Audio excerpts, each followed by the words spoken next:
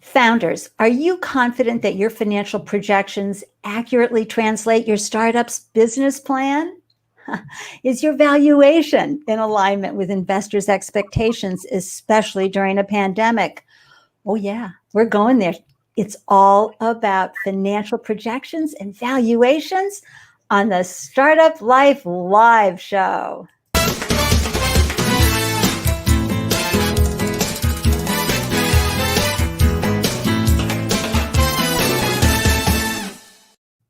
Hello, everyone, and welcome to the Startup Life Live show. I'm your host, Ande, Lyons, startup coach to first-time founders. And after raising 4 businesses of my own, I now help newly minted founders sleep through the night by giving them peace of mind. Because, hey, a new business, it does not come with instructions. Thank you for carving out time to tune in and up your founder game. Please put your business name and website link in the comment section so we can cheer you on live. For those of you watching the replay, please like this video and be sure to click on the subscribe button. Thank you. I'm so excited to introduce you to our guest, Victoria Yampolsky. She's a serial entrepreneur and an experienced business and finance executive with extensive startup experience. She is the president and founder of the Startup Station. How wonderful is this? And this is an education and consulting company specializing in modeling and valuing early stage ventures. And Victoria helps startups articulate their business case to investors. And you know how important that is, folks. From the financial point of view, we focus a lot on this marketing point of view. We need to be looking at it from the financial point of view. I'm so excited to welcome Victoria to the show. Hey, welcome to the Startup Life Live show, Victoria.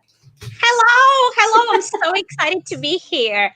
It's very rare to find somebody who is so excited about financial projections as you are. And it's been a pleasure for me to listen to the intro and to how you introduced me. Welcome, everybody. I'm so excited to be here. When audience, when I first met Victoria online, and when I saw what a smarty pants she is and the financial modeling. We call it projections, but in reality, it's financial modeling and valuations. And a woman, I was over the moon. There are plenty of smarty pants women out there who have the brains and crunch the numbers, but they're not amplified. And Victoria has done a phenomenal job at bringing her business to the forefront and helping founders own their left brain, own their numbers, and be able to articulate those numbers in a meaningful way so they get funded faster. I got to tell you, I was just so excited to meet you. I'm going to bring up your little banner at the bottom. Folks, you can follow and connect with Victoria. You'll see it right there in the bottom of the screen and all these locations. Of course, I have all the links in the show notes. Those of you tuning in live, you know how I feel about live stream events, webinars, Zoom meetings with, events, I should say. Master classes, go to them. Say hello to folks in the comment threads. Share your LinkedIn URL. This is how we network today during a pandemic, okay? Put your business name out there, website. I expect to see your business and website shared right here so that we can amplify your work in the world. It's all about opening doors, adding wind to founders' lives at Startup Life. And we want to showcase you while we're answering all these important questions. So I'm just going to put this banner up there. Please post your business name and website in the comment threads. And as we love to do when we are live, let's share where we're hailing from. Where are you hailing from, Victoria? I'm originally from St. Petersburg, Russia, but now I live in New York City, and I've been in the United States for almost 25 years. Oh, so happy you're here. Really happy. I am in Boston, and just a little bit north in a town called Andover. And when you've seen the Boston accent, right, everybody? So we don't like to pronounce our R's, and it feels so delicious to live in a town where I can drop the R. Well, Actually, my family lives in Boston, so I go to Boston very often. Oh, that's great. And Victoria and I can't wait to hug in real life. That's called HURL, everybody. Hug in real life. That's a new abbreviation we are now thinking as something that may or may not happen, like a dream that would come true eventually. I know. Well, anyway, I love, love, love your work in the world at the Startup Station. But let's talk about your origin story, because every founder has a story, and they were minding their own business or there was a problem that needed solving. You were working at an international bank. You had your MBA from Columbia. What called you to become an entrepreneur, Victoria? Well, I think that all my life I've been searching for passion, and I've been searching for something that would excite me, that would make me want to get up in the morning. And I wasn't really fulfilled in any corporate job that I held for a variety of reasons, probably because I was junior, so I was doing more technical work, not enough of the creative work, but also because in big organizations, there are a lot of split of responsibilities, so you only do one part, so that the whole thing can function as a big vehicle. But when you own a small business or where you're building a company, you have to wear many hats. And for me, that gives me a lot of variety in how my day is structured, and gives me an opportunity to do many things, and something that I was really missing in the corporate world. And so I was so unhappy that I quit my job, and I followed my passion, which was actually to start a movie company. And Wait a minute. like who starts a movie company? What the? well, that was my mom's reaction when I told her I'm going to quit my job on Wall Street and I'm going to start a movie company. And she said, "Excuse me, what? Like, can you repeat what you just said?" And but it wasn't completely out of the blue. I did act for many years. I did take a class at Columbia Business School, how to become a Broadway producer, and have concluded that I cannot become one because I don't know enough wealthy people. So then when I got really bored with my job on Wall Street, I thought film was a more practical value proposition. And so without knowing anything about the film industry, I just quit my job and I put together a business plan. I put together a slate of films. I found a producing partner. I found distribution partner. I even found a film financing partner, and I attempted to raise, and everybody is going to laugh who's listening, okay? But it was 10 years ago, and I was very passionate, and I would say arrogant and naive, right? I tried to raise $165 million. And it seems like a big number, but when you're raising it for a slate of films covering both production and distribution, it's not that much. But the problem was that, of course, nobody would give somebody who's not experienced $165 million. And so, of course, everybody who's listening is going to know the end of this story is that I did not succeed. Nobody gave me 165 million. It took me 2.5 years to find that out. And then this whole venture fell apart in its original form. And this was devastating for me, right? Because it was the first time really in my career, in my professional, my education career, that I have failed.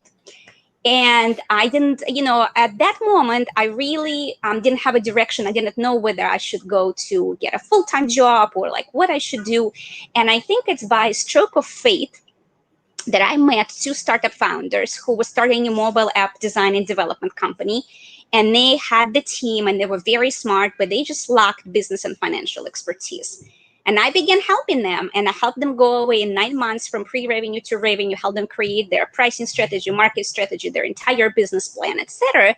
And that experience made me realize that the same problems I saw in the film world, where producers were passionate about changing the world with their films and didn't spend any time thinking about who's going to watch them or how to reach those people, right? The same thing happened a lot with the startup founders, where they had these ideas that are going to disrupt the way that we live, they're going to solve problems in a much better way. It just didn't spend enough time thinking about how to bring those ideas to market, or how to explain to investors who may give them money to bring those ideas to market why those ideas are worth their while. And so that's what gave rise to the Startup Station. And originally it started as a consulting, where I began advising other startups, and then I began teaching. And now here we are, where this is an education and consulting platform. And I have taught over 1,000 founders on the subjects of financial modeling and valuation and startup finance, and helped them raise over $50 million in capital, and have worked with over 100 founders one-on-one. And which we will talk about later today, I'm just expanding the services we're offering to founders into funding. And I'm going to talk about 2 very exciting programs that we've just launched. Absolutely. I'm going to have all that information and links in the show notes. Oh my gosh. Okay, viewers, right? You know, you pull on threads, you go have that experience. I mean, I had a .com, so I know exactly what Victoria is talking about. In our case, we raised 8 million, Victoria, and we had a good run, and then the market exploded. And we went the way at the end of 2000 as many .coms did, but it was a great run, and we learned a lot. Let's say hi to a few folks before we get into some more questions. Our favorite Boston and around the world, really, makeup artist is Marielle O'Rourke. She has an incredible business called Marielle Artistry, and she makes folks look glamorous and beautiful, whether they're a bride or Joe Biden or a famous actor. She is really well known here in Boston. And here's one of our favorite Boston startup community friends, viewers. Please meet Steve Vilkas.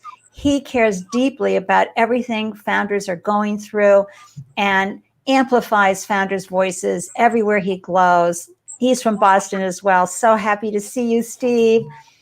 And I have no idea. Yulia? That's my friend. Hi, Yulia. So nice. I'm so nice that you were able to make it. Isn't it fun to see Victoria up on the screen sharing her story? It's so much fun. Thank you for swinging by and cheering her on. And everybody, you know, we just had Weedleen last week sharing her beautiful black dolls of every hue. Oh my gosh, Victoria. Her story is amazing, and her dolls are just too precious for words. And yes, Steve, we'll get back to you on this wonderful question in the comment thread. So thanks, everybody, for saying hi. Don't be shy. Let us at least know where you're hailing from, and so that we can exclaim and go crazy. Yay. My pleasure. Yes. Yay, Weekly. Yes. Okay, so let's dive in to some of the things that we know that are challenging, but let me just ask one little question before we get into this, because, and you did share a lot of this in your storytelling, and you have a deep appreciation for the startup world. But folks, you've got to understand, when you launch a business, you've got to go where people can afford to pay you. You know, you've got to earn, your business has got to serve you as well. And we all know that many startups are bootstrapped. So I always ask this. I asked myself this question for the last 4 years. You know, how can we work with startups and serve them? Well, you can provide a lot of DIY advice, or in your case, let's chat a little bit about that, about how you are working, because, you know, service industry folks tune into this show a lot. And if we can add value to business models that work, especially in the service industry, coupled with the fact that I know you're a phenomenal teacher. So there's a way to leverage when you can do workshops and things like that. So take it away, Victoria. Sure. So the question is, how do I work with founders? Yes.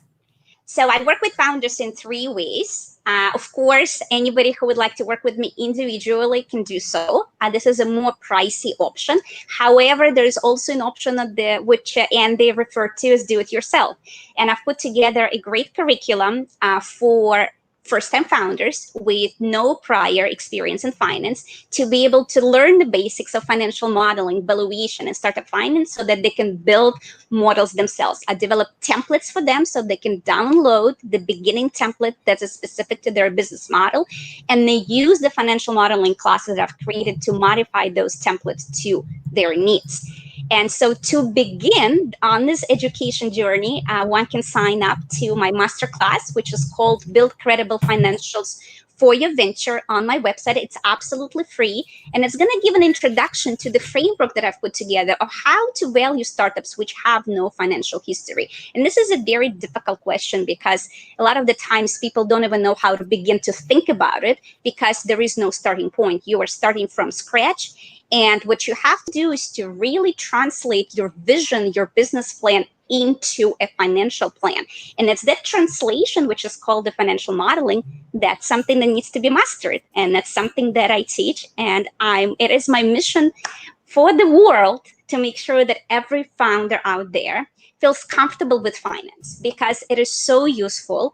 It can help you on so many different levels, not just to raise money, Right. but to react faster to market feedback and to build a more sound business from the start. And so I recommend that regardless of whether or not you're raising a round, but definitely if you are, you learn finance or you get somebody on your team who knows it, but you get as a CEO comfortable enough so that you can have a intelligent conversation with that person and understand and take in and be able to act on what they're saying. Right. And I feel an anti-licious moment coming on, everybody.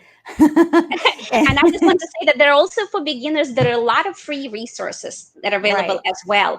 And one thing that I began doing recently as the YouTube channel, every week I release a financial modeling tip where I show how to model one scenario start to finish, beginning with assumptions and then going to Excel and actually showing how to do it with formulas. And so that's a real very practical thing to do for somebody who doesn't know how to model a social media strategy, or doesn't know how to model subscriptions, or doesn't know how to model a user viral effect, or whatever it is, the part of their business model that they're having trouble to think through. Eventually, I'm going to get to that. This has launched 2 months ago, and there's a lot more. So if you guys want to know, resources has a lot of that info on my site. Right. And of course, I threw the link into the comment notes, the live comment notes, the link to the Startup Station. Those of you viewing the replay, you can find the link there. But my mentees all know when I'm fanning myself like this, when they share their numbers with me, I'm like, whoo, that was so good. Thank you.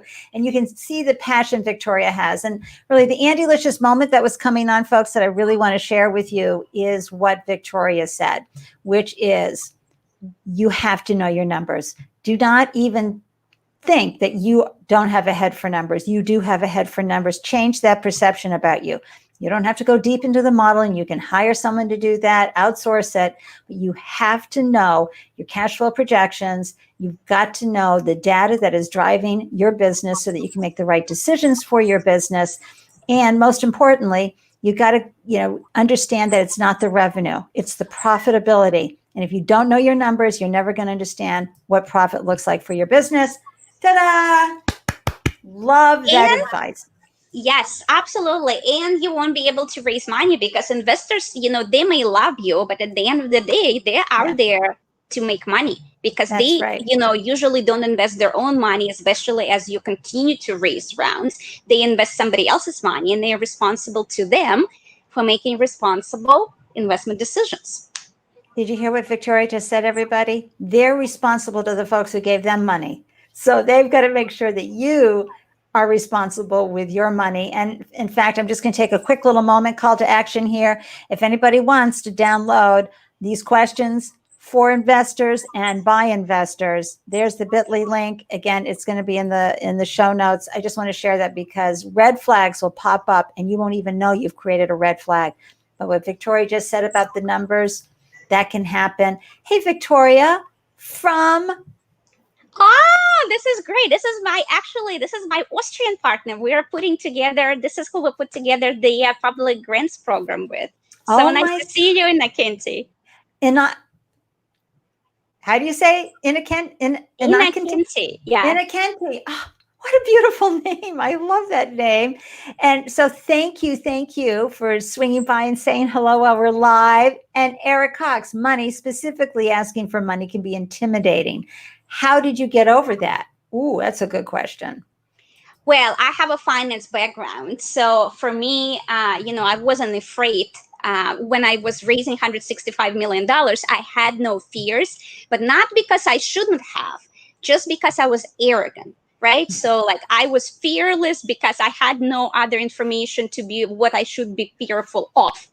Okay. And, I will say that after I had such an unpleasant experience with one of my co-founders, I did develop a fear, which was a different one, not a fear of finance, but a fear of working with somebody else. And it took me quite a while to get over it, and we can talk about this later. But in terms of how you overcome any fear, is that you have to become aware of it, and then you have to work on changing your mindset. So instead of thinking, I'm afraid of numbers, I can't figure it out, I can say, look, I can take courses which require no finance experience, and I can do it because it's going to allow me to realize my dreams. And if I can create a whole company out of nothing but an idea, I can absolutely learn how to put a few numbers together to make sure that this idea can make money and raise capital for it. That's right. And I want to add also, Eric, that when you take yourself out of the equation and you know that this is going to be a good return and meet their funds expectations, so you get confident in that, and you get confident in your ability to execute and implement, then you see that this money is important for your business. It's important to leverage your growth so you can scale, and gives it oxygen to really grow. So just like you're raising a kid, you're not going to just send them to any doctor. You're going to make sure you're bringing them to the right pediatrician, that they're getting, good education, et cetera. Your company needs the same kind of thoughtfulness. So when you step out and you don't make it about yourself, you make it about this entity that needs to grow, and you're kind of partnering, especially that seed capital, with your investors, then it gets easier to ask. I want to bring in, so great question, Eric. Thank you so much. I want to bring in Steve Vilkas. How do funders balance their optimism with a healthy sense of skepticism? How can we translate ideals into actions? Ooh, listen, hi there. I love that. What do you think, Victoria? I think this is a great question, and I actually know Steve, and I'm so happy that he was able to join, and he always asks great questions. And so I think the way how you model anything in finance is that you model it conservatively, right? And this is and then I have actually, when I work with founders, I noticed two trends. Typically, male founders will be very optimistic about their prospects, and they will model their revenues to go up to $1 billion in revenue after 5 years, which is very hard. Maybe it's going to happen, but maybe without any revenues, not such a good idea to tell investors that that's what you're aiming for, right? And then on the opposite side, I have female founders who are very cautious, who need a lot of information in order to make all the projections and have trouble dealing with uncertainty. And then they present their numbers much lower, which actually hurts them even more because it makes their startup unattractive as compared with their male peers. So the answer is the golden middle, right? And so you want to think about your business plan, and you want to do research. And the idea for a financial model is to become an executable roadmap for your business plan. And so you should really ask yourself, what is it that you can reasonably execute with more than a 70% probability? Where will those assumptions come from? They can come only from two places when you have no data. Number one is your strategy, right? Things like pricing, things like how you're going to monetize, how you're going to market, via what channels. Those things will come from what you decide to do, right? And there are some things that you don't have a lot of control of. For example, the conversion rates from certain marketing strategies to users or to leads or to customers, right? Those will be more driven by industry norms. It's specific to a channel rather than a business. And without having any data for your business, you just take what people typically get. And that should really be your initial benchmark, because if you can't get at least that outcome after a period of time that you in advance decide on, then you're doing something wrong, right? And it's a great reality check to go back to your strategy and assess. And so that's how you ensure that your projections are credible and they're really connected with your plan, and they help you explain to investors how you're going to bring your idea to market and why you need money at this period of time and how you're going to use them responsibly. Right. And that responsibly is so key, so that they feel confident in your ability to execute and implement, because at the end of the day, they're investing in you and the team to nail this. And the other thing, too, is the fact that, the thought just went right out of my head. Never mind. But I think with marketing, a lot of people don't think of marketing in numbers. So what you have to understand, too, you get a lot of times you're raising money so you can market. Okay, so, and you need to understand what is your return on investment of marketing dollars. So you need to model your LTV CAC ratio. You need to understand what the long-term value of each customer is, customer acquisition cost, all of that. I mean, I'm telling you, you just have to go, I have a head for numbers every day, folks. It's so important. You mentioned how you went out there with a lot of audacity, maybe some naivete and arrogance. What was like the one thing that you learned when you were raising 160 million for your first venture, a movie company, which I'm still gasping over? Well, actually, the interesting thing about the movie company is that I still have one property in there, and now it's back in action 10 years later, and I'm raising money for a movie, which is actually based on my idea, which is to say that there is a time for everything. And and sometimes ideas just take a little bit of time to brew to become something that can be executable. But I think what I've learned is that it's very important to not so you can have an idea and it can be good, but if when it hasn't been done before, which was my, I think, issue here, one needs to really spend time to understand why it hasn't been done. And it hasn't been done because people simply missed it, or because there is a deeper reason in the way how the industry works. And you can only do it if you do a lot of research, or you talk to industry insiders, so you talk to people who really know and get a lot of different feedback. And I think that that's not something that I've done. I did not have a good enough board of advisors which could have advised me and given me a direction and given me the information which would have allowed me to potentially adjust my strategy or just go in a different direction altogether. So I think that a board of advisors for a startup, even at an early stage, is an absolute must, because between the two people, you only have two brains and you don't have a lot of information coming in. And the more diversity of opinion you have, the more people who you trust you have, that can challenge your ideas, that can make you think, they can throw some things into you and make you go in a different direction, the better off you'll be. And it's much better to have an advisor ask you a challenging question than an investor many months later when you already made some mistakes that are very costly to correct. And that is such great advice, Victoria, such great advice, because if you're pitching your startup, you're going for the seed money, you have to show a team. And if you can show advisors that are deeply entrenched in your industry, that will definitely make investors feel happy. What I want to caution founders to do is don't get caught up in reporting to your advisors. These are advisors. They're there to help you be there, be on the team slide, et cetera. Don't, be putting in any type of formal board of advisors or board of directors until you're at your Series A round, because you do not have time to be doing that. They're here. Everybody is all hands on deck to grow the business to a certain point of sustainability and profitability. But those advisors are key, especially if you can, show and amplify their ability to help you be smarter at what you do. And it shows that you're smarter because you brought them on, Victoria. So I love that advice. Absolutely. And I think very importantly, they can also fulfill three more functions. Number one is if this is somebody who's very respected in your industry, they can lend credibility to your startup by being involved with you because they're showing trust in you and in your ability to bring this idea to market. Second is you can benefit from their networks and connections, and they can make some things happen for you much faster than if you had to open those doors on your own.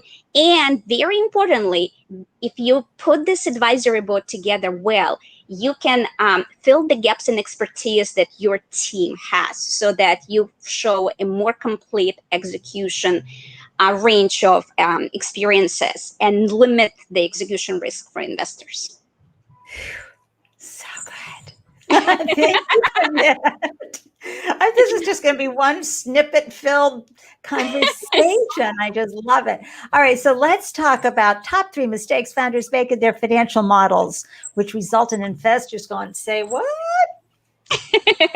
Well, I think Steve alluded to one, which is the numbers are just don't make sense, right? So either the numbers are too high. I think this is definitely one of the things that will make investors say, I'm sorry, like this is like, I can't even look at that. And they will just throw your model out. Similar thing will happen if the numbers are very low, right? They just say, I'm sorry, this business, like it doesn't provide enough growth for me, given the risk that I have to take by investing in a company at this stage. But there are more, I would say, deeper mistakes, right? And then they include the way how you model your business. And the one mistake that I consistently see is how founders model their revenues. And the mistake is that the way that they model it is not connected to the way how they're going to generate them, right? It's not connected to their go-to-market strategy. In fact, the idea of a go-to-market strategy is often just missing from their pitch decks and from their conversation. And somehow, magically, they're going to just realize those numbers. Okay, this is a mistake because then these numbers have no validity. They have no credibility. They're nothing but a wild guess. And the last thing you want for your financial model is to be a wild guess. And the third mistake that I want to mention is that very often a model is incomplete. It only has an income statement, which is your revenues and your expenses. But a financial model has to show your business from three sides, right? The other side is very important. It's a cash flow. And the third side, it's your balance sheet, right? It's a snapshot of your financial position. And only then you have a complete view of your business. And then you can create, a snapshot, which is a financial summary, and really evaluate where is your business model weak, even before you begin executing, even before you go to investors, and immediately rethink some of the parts of your business model. But you don't have all of this information if you just put the P&L together. And for a lot of founders who don't know finance, oftentimes that's what they think a model is, and it's not. And it's also... Well, that's the way how they determine inputs, and we've talked about that. It has to be connected either to their strategy or industry norms. Do you have an example of that? Because a go-to-market strategy, people know that they need market, because you have your use of funds. You're raising $500,000. How are you going to use that? You've got to tie that into your financial modeling. What's an example of a company just missing that? What's an example of company missing that? I mean, I'm actually running the investor matching program right now, which is a way for founders to meet investors that are only interested in them by first evaluating their interest and then going through some prep program and then meeting them in person. And we had about 50 submissions for our round one, and 70% of them had to resubmit because the one thing that they missed was the go-to-market strategy. And these are the people who sometimes even have raised the family and friends round, which just shows that the family and friends round, it's not a really serious round. It's more on relationships rather than real evaluation of your business model. So it's an extremely common mistake. And, there is a reason for it, right? If there is no data, it's hard, right? And that's why you really need to understand how to model it and what are the inputs and what are some ways of formulating the values for those inputs so that you can at least create a plan. I think the one misconception that prevents a lot of founders from modeling a startup is that they think it has to predict the future. Like, how do I know what the customer acquisition cost is? This is such a common, how do I know? Right? And nobody knows, right? Even Wall Street analysts don't know what the publicly traded companies are going to make in 3 months, and they have years of data. Publicly traded companies only release 3 months guidance because there's so much uncertainty in their performance. Nobody knows, okay? Maybe God knows. God knows everything. But since we have no direct line to that source of information, except in our hearts, that's sometimes hard to interpret. Right. We don't know. And the point of a financial model is not to connect to God, right, and tell the future. It's to have a plan that you can use to execute on. That is it. And so how do you know is not the right question. The question is, which goal do I want to achieve? And let me work backwards and understand what's going to be required to make that happen. Is that goal realistic given where my company is, given my product development constraints, given how many people I have on the team? how much capital I can raise at this stage of time, etc. It is so key. So that's why you can't be about perfection when you're pitching your business to investors. It really, you are there to show them how you think.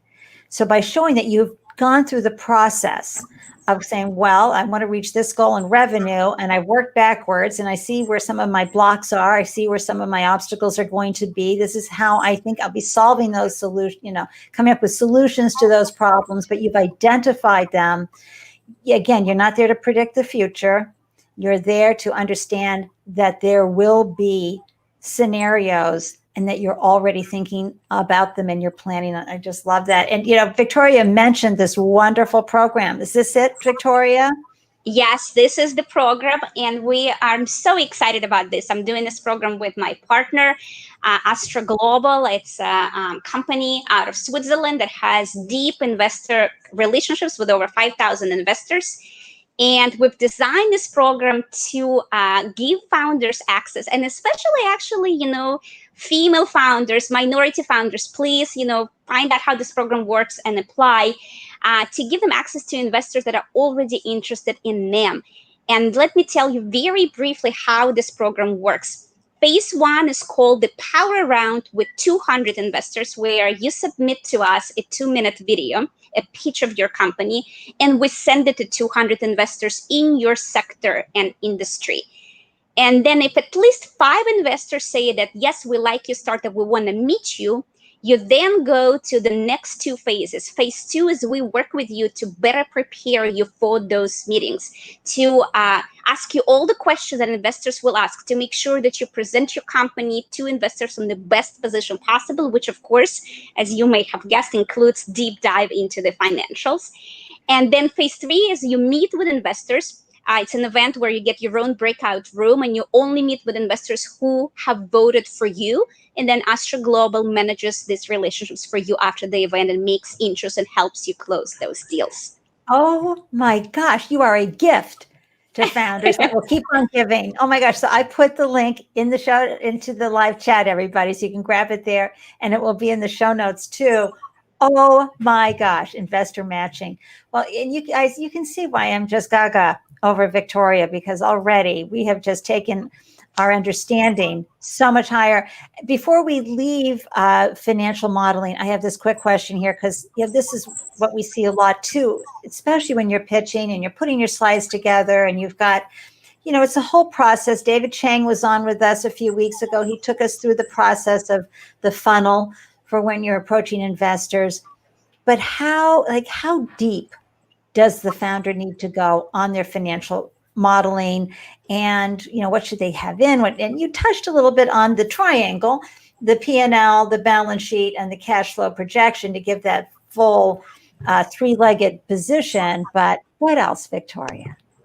So the financial model that I recommend founders build should go out 5 years, which may seem overwhelming for someone, but remember, it is a plan.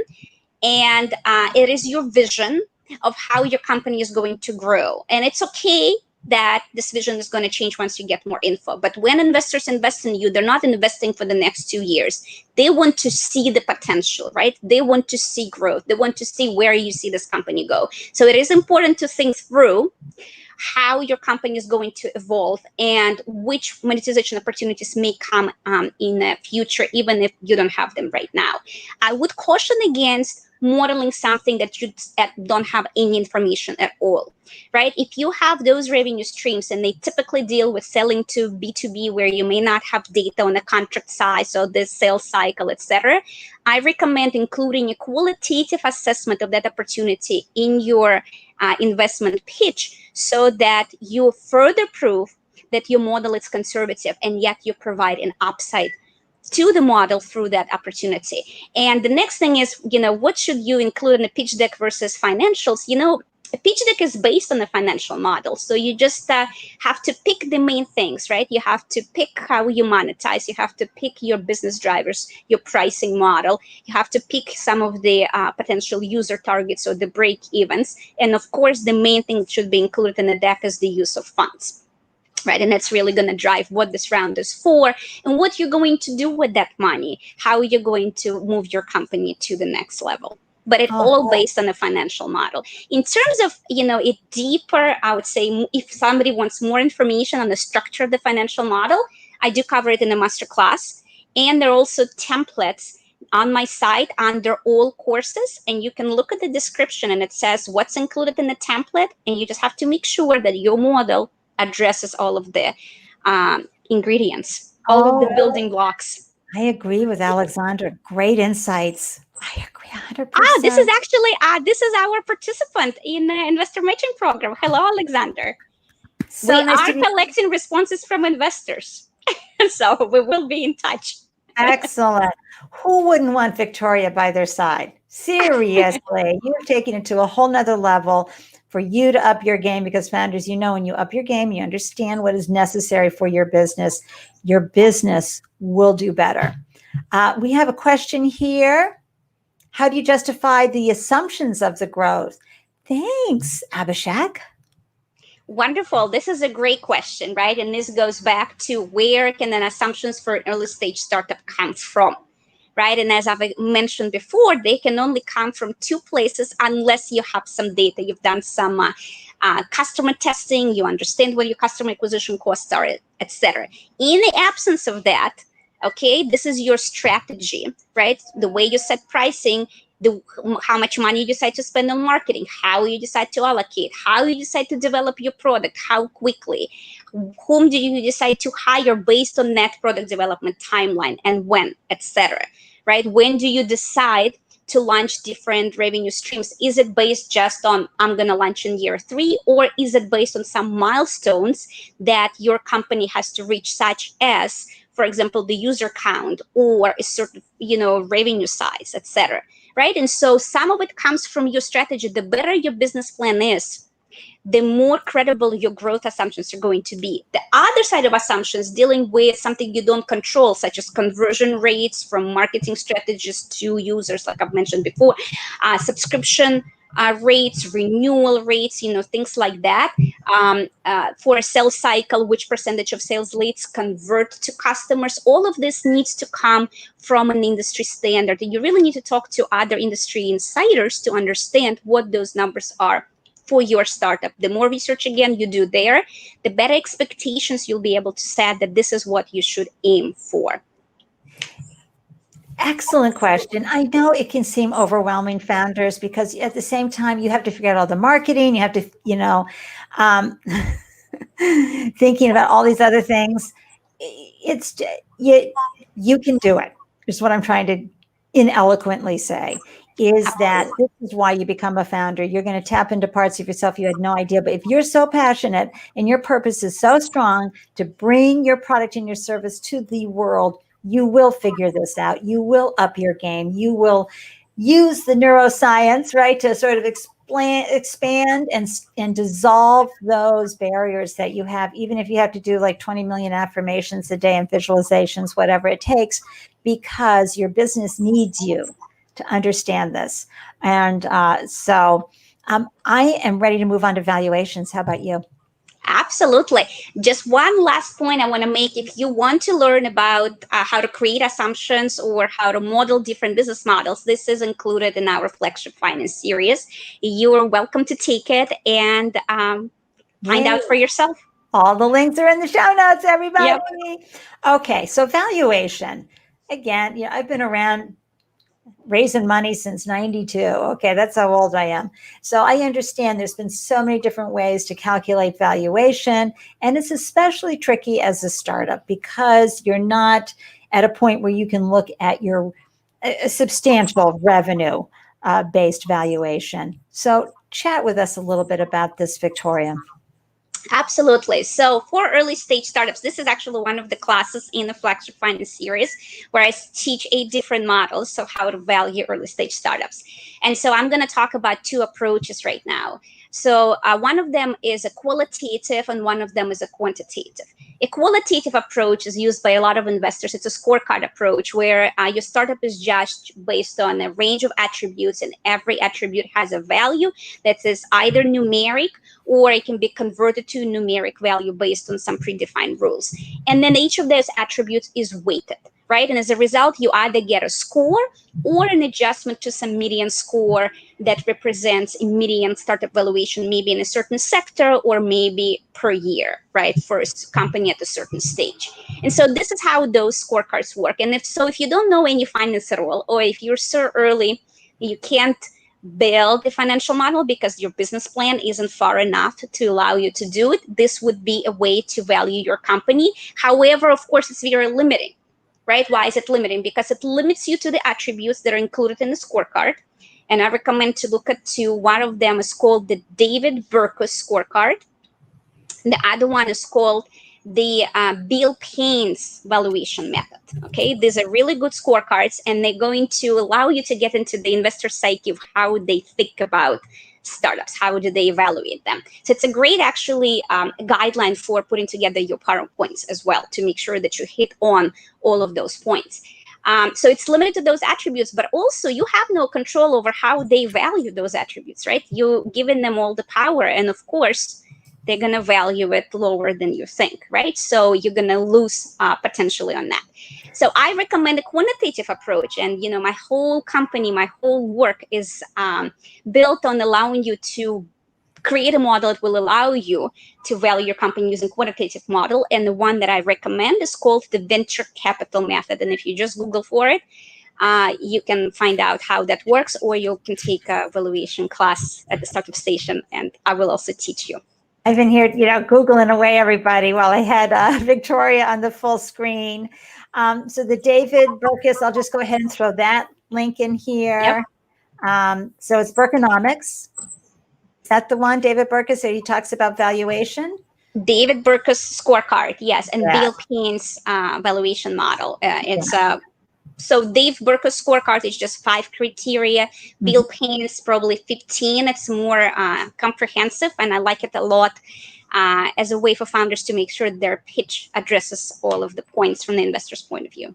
Great. And I will grab the link as well for the venture capital method for valuation. That's so important. People can get emotionally connected with their valuation, right? They can say, well, I think, all this time, this effort, I think this product is valuable. What do you say when they talk like that? Well, all founders, I think, have an idea of what they want. First of all, they know what they want to raise, and they have an idea of how much equity emotionally they're ready to give up for it, because they feel like their company is worth something already. So here's some newsflash. Your company initially is not worth anything. Okay, so it's up to you to add value to your company, especially when you have co-founders. So you start sharing the pie. You think, oh my God, I'm sharing 20%, 30%. Yeah, that's all mental, right? Your company isn't worth anything. So they have an idea, and I think the exercise is that we build a financial model and we work through the numbers, and we see whether their idea corresponds to reality. And when they see a representation of their business, it becomes a very easy conversation to say, look, this is where the expectations are realistic or where they're unrealistic. And in fact, all financial models, they have to go through a period of adjustment, because when you have so many variables that go in, the result may not be desirable, right? There are always some things that you need to rethink. So generally speaking, you can always get to the result that you want, but it may require you to rethink certain parts of your strategy. That's right. Absolutely. And one of the things I wanted to put out there too is that that's why you need to be in alignment with your investors. And it's really great if your investor knows your industry, because it gives them more confidence that you actually know what you're doing and you figured out some of the things, versus someone who just wants the press clippings.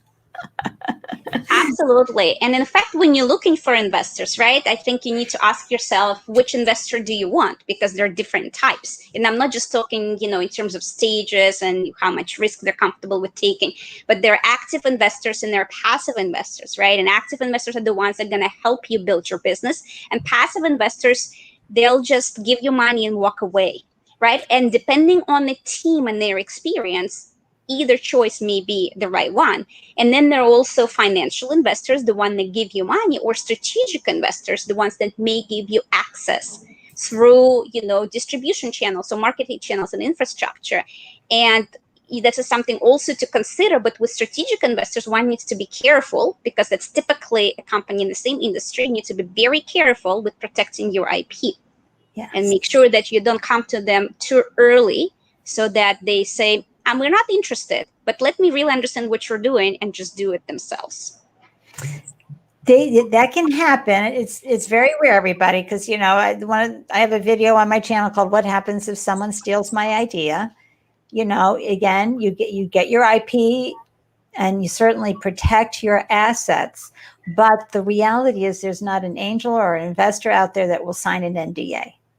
So in your giving out this information and you're soliciting investment, you have to understand that they will not sign that. So you need to find ways to protect your idea, and also understand, marketing, Seth Godin, sure, it's been done before, but not by you and not for us. That's why you have to be really clear about your branding, so that you really have a stronghold of what makes you uniquely qualified as the founder and uniquely qualified as a brand to be doing what you're doing.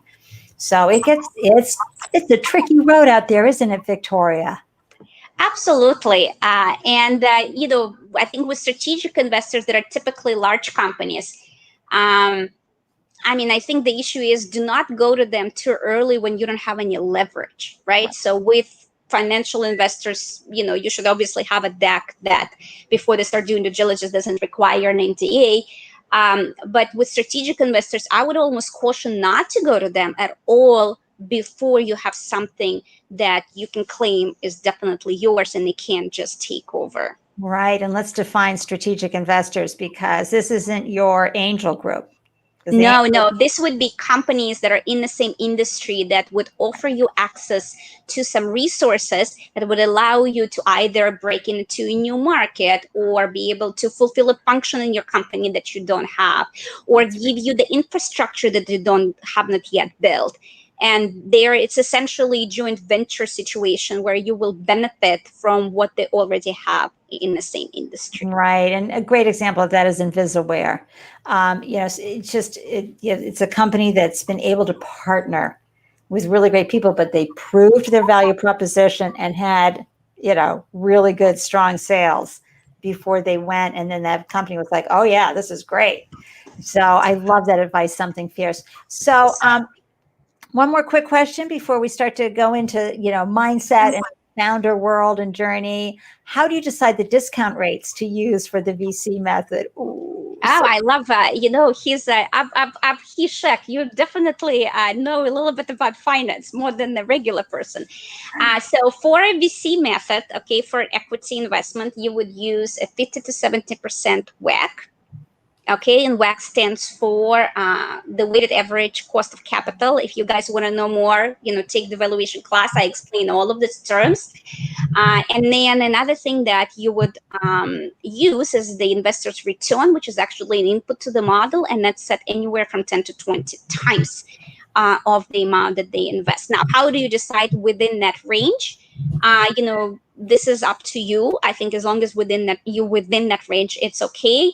The variance comes from are the founders experienced? Have they had the prior exit? How far along you are? Do you have traction? Right. So if you like a first-time founder and like no traction, like it's more like 70%. If you have some execution track record, you have traction, could be 50%, right? So something along those lines. Similarly, if you may want to reward investors for the risk that you're taking because you're a riskier value proposition, you may want to model 15 to 20 times, as opposed to if you were, a less risky value proposition, then you can get away with 10 times the investment. You've got this. With a master's in finance. Exactly. Victoria is singing your song, and you're probably like me, fanning yourself. It's so good. I love that financial details. So before we get into founder journey and some of the wonderful mindset hacks that you've learned along the way, and also what you've learned from your founder journey, let's talk about your next exciting opportunity too. I mean, you have so many things that you're helping founders with. Oh my gosh, there's the investor matching.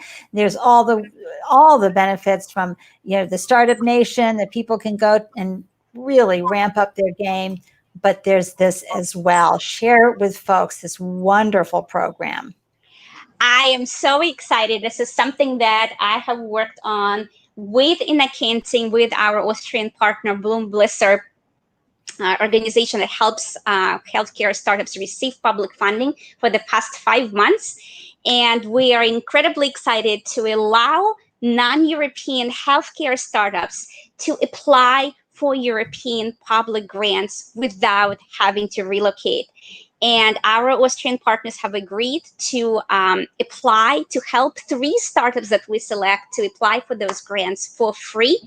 And in agency that represents a legal firm in Austria is going to provide complimentary legal advice. And the idea is that we're going to allow healthcare startups in the US to get public funding in order to further develop their product, to file for patents, to go through clinical trials, something that is really, really difficult to fund in the US. And then also will allow them to accelerate their entry into the European market via Austria. And then I, through my partnership with Astra Global, can also help them with growth funding to further expand in the US. And so it's a program to propel innovation for startups that have a little bit of a more difficulty starting out. So guys, if you want to learn more, please go on a website to this link. We will be doing a webinar with more information about this program next Tuesday at 12 p.m. And I will post a link on my site to register for that as well. Now you're all going to go to the startup station, right? And go sign up for the newsletter, because you do not want to be missing the emails of all these incredible programs from Victoria. OMG. And is that for US only? What if someone is in Asia or in the UK or, yeah? Yeah, not Europe. It has to be outside of Europe. And then we've designed this program where they're able to apply and work with the local representative to help with the incorporation if they get a grant, and then be able to use that money to further, to get them to the next stage, and then raise growth funding in the US, and then enter the European market through the programs that we're going to make available for them. This is such a rich conversation. I love everything that's been going on. Tell me, and first-time founders, you're not alone if you're lying awake at night, or even some days that you just don't even want to get out of bed because it's too scary. You're not alone. This is a scary journey. You're tapping into sides of yourself that you never even knew existed. It's all brand new, and there's no book. There's no, like when you're pregnant, what to expect when you're, pregnant. There's none of that, what to expect when you're a founder. You have to do it and then run up against your own obstacles. And every founder is different. What have you found that's been really helpful for you, Victoria, when you're sitting there feeling the founder doubt in your founder journey? And folks, this, understanding that the founder journey it's like the best personal development program out there for you. You're going to tap into incredible insights about yourself. What have you learned, Victoria? I would say that I have learned that you have to ask for as much advice as you can get from the people that you trust. And you have to be open to listen to that advice, especially when you disagree. Because I think all of us are smart and we have our point of view. And in our point of view, it's very hard to even acknowledge that somebody else can look at the problem completely differently or disagree with you completely. But these disagreements, especially when you're creating a company, you're trying to understand what customers need, or how to go to market, or how to monetize, or even how to grow your company if something is not working. It's these disagreements that can open up your mind and can make you look at the problem from a different perspective and find the best solution forward, right? So I think that if you a founder, if you don't have people that you can go to, mentor, support groups, it doesn't matter, it can take a variety of forms, you are missing out and you're not going to be able to make the best decisions. And I mean, I think the other example that I've learned personally is that, even if one person was not a good fit, that doesn't mean that everybody's like that. I am so lucky now to work with people that I really respect. And I work so well together. And it's just unbelievable to me how much more we can do. It's not 1 + 1. It's like 1 × 1 × 1. Like, not 1 × 1 is still 1, but like 1 × 10 to like the power. It's just unbelievable. It's an amplifying power of human minds coming together when you allow yourself to acknowledge somebody else's ideas. And so that was a lesson for me, because for 7 years after my first film company failed, I did not want to work with anybody except, either hire somebody on a strategic partnership level. I was afraid, and this was a mistake, and it held me back, because no matter how smart I am, I'm still only me. I love that. Look, how many failed relationships have you had out there? Okay. Yeah. It doesn't mean there isn't someone you can partner with and have an extraordinary experience, because when you are sharing that arm in arm, and of course you have the right agreements in place for sharing the pie of your business, it's still really important that you allow yourself. And founders too, when you've had a failed experience, just don't stop. It was that experience, come back, try again. There's another dream in you, another innovation that you can bring to the world. Victoria, you have been so outstanding. Share some more of how we can add wind to your sail, and share some last thoughts before I wrap the show up today. Sure. It's such a pleasure for me. You asked me such wonderful questions, and thank you to everybody who came and who asked me great questions as well.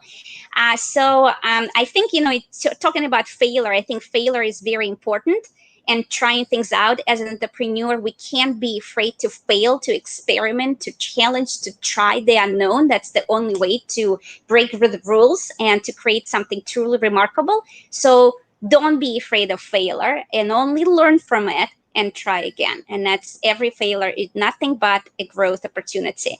And in terms of staying in touch, I'd love to stay in touch with all of you. Please go to my site. You can sign up for a masterclass, and it will put you on a general mailing list.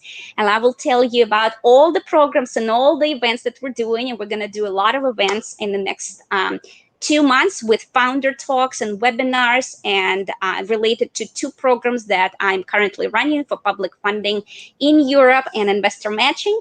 And there will be even more exciting things happening after the new year. So come join, and we'll tell you later. It's so good. Seriously, so good. And thank you. Oh, thanks for tuning in today. Oh, so wonderful. We love when we can touch. Thank you, Abhishek. So Victoria is an amazing teacher, everyone. You really, you can see that you can level up what you're doing with your financial modeling, projections, and valuation. So be sure to visit Startup Station and get some of the learning. If your budget is tight, do the DIY. If you've got some money to invest it in you and your business, because you can do this. You just need someone to teach you, like Victoria at the Startup Station and everything she's got going on. Yay. So happy. Thank you for tuning in, Alexandra, and the dear friend. Yay. Thank you, Yulia. I'll call you tonight. Isn't it great, though, when our friends show up to support us? It's the best. She's actually my best friend. I've known her for 25 years. Oh, big hug to you, best friend, bestie. Victoria, thank you so much for coming in and sharing such valuable advice with the Startup Life community. I will treasure this episode for years to come. I can't wait to send as many people to this conversation as well as to the Startup Station, because you are adding value, serious value, and filling a lot of holes that founders who have a phenomenal opportunity with their business have, but they haven't nailed this section of it. So thank you, thank you, thank you. And to my viewers, I'm so grateful that you tuned in. To the folks who are here to cheer on Victoria, thank you for tuning in and upping your founder game. As you do better, your business will do better. And be sure to like the video and subscribe to the YouTube channel. Thank you so very much for that. And remember, you don't have to struggle alone. We were talking about this at the Startup Station. Victoria has many ways to help you. And I also have some fun ways to help you, which is, the pitch deck review, 2-hour strategy sessions, on-demand founder coaching, and for women founders, WeBank application. It's important. You don't want to leave money on the table. If you're dealing with large corporate or government contracts, you really do need the gold standard of women-owned business status. So tune in. You can always grab a 15-minute conversation with me right here. We can say hi. I'd love to learn more about you and your business. Just go to that link, schedule some time. We can have a great conversation. I want to tell you who's coming on next week, okay? Oh, not next week, this Friday. Oh my gosh. Here we go. It's Kelly Higney. And let me tell you, every founder usually, is solving a problem, right? And so this coming Friday, we have Kelly Higney, who had a problem with mosquitoes. She moved from beautiful mosquito-free San Diego to Florida and said, what is this? And so she figured out how to solve this problem. In fact, she got onto Shark Tank and all the sharks were biting with offers to invest in her business. And she is going to share with us how she got that golden ticket from Lori. Oh, yeah. And how she got her business not only onto Amazon, but it has 20,000 positive reviews. So we're going to learn all about product marketing, how to launch that your consumer product company there. And of course, to receive alerts, I guess, to stay up on all the wonderful shows that come here on the Startup Live, all our wonderful, wonderful founders who share their expertise. Please join my meetup group. And that way you'll be alerted every time I post a new episode. Again, thank you for tuning in. And as you heard me say throughout this conversation, you can do this, okay? You have a head for numbers. So don't let yourself down. Keep upping your game, stay focused, stay strong, and just keep telling yourself, I've got this, and do what Victoria said for the founder journey. Ask for help. Get out there and get some help for you and your business. Thanks again for tuning in to the Startup Life live show. I'll see you next time. Mwah, everybody.